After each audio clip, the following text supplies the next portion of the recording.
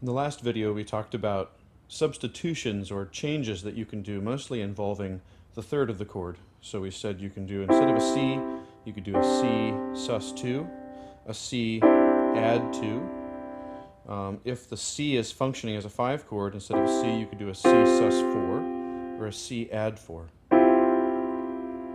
Next, I want to talk about another kind of coloration that's even a little simpler to do, and that is adding the major 7 to a major triad in an inner voice. We talked about this originally when we had discussed the major 7 chord. For example, a C major 7 chord is like this, and we said that we often voice it with this buried. Well, even if the music isn't written as a major 7 chord, for example, if you're in the key of G, you can, and you're simply given a G chord, you can still add a major 7 or the scale degree 7 to that. So let me give you an example. If you're given a G, you could play it like this.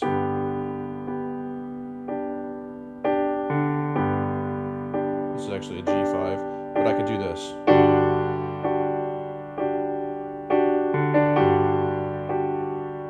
Or I could bury it.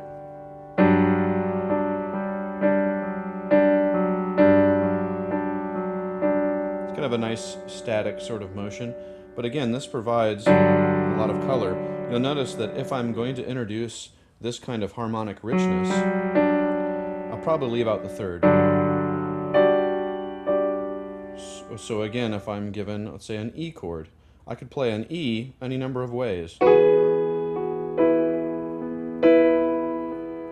Let's play an E with a 7.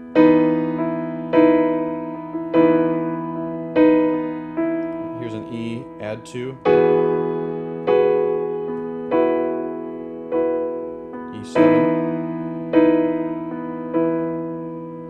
So you see that adding that 7th in to any kind of major triad or even a minor triad is going to give it a richness that is really nice. Along with that 7, you can also add a major 9. So the major 9 is going to function like in this way. So if you have 1, 3, 5, 7, this is going to be the 9th on top.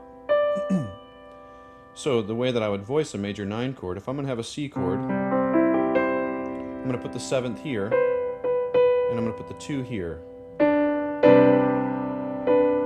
This is a C major 9, voiced in a way that's not crunchy. Again, if I want to have a C major 9, and I voice it like this, it's going to be a little too thick. It's pleasing on its own, but when there's voices and other instruments involved, it's too much.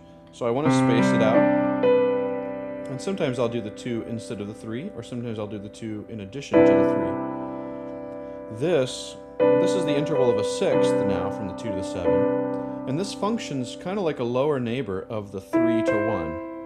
So you can use this movement to form kind of sort of a static motion to give a pleasing sound. Let me give you an example. If I'm playing in the key of D, and I'm going to play in 4/4 time, here's something I might do if I don't want to move in the D chord.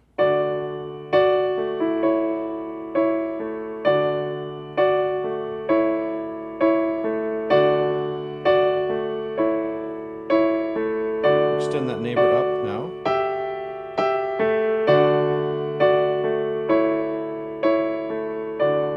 So again, this major 9th can function as a moving note, or it can also function simply as a coloration of the chord. And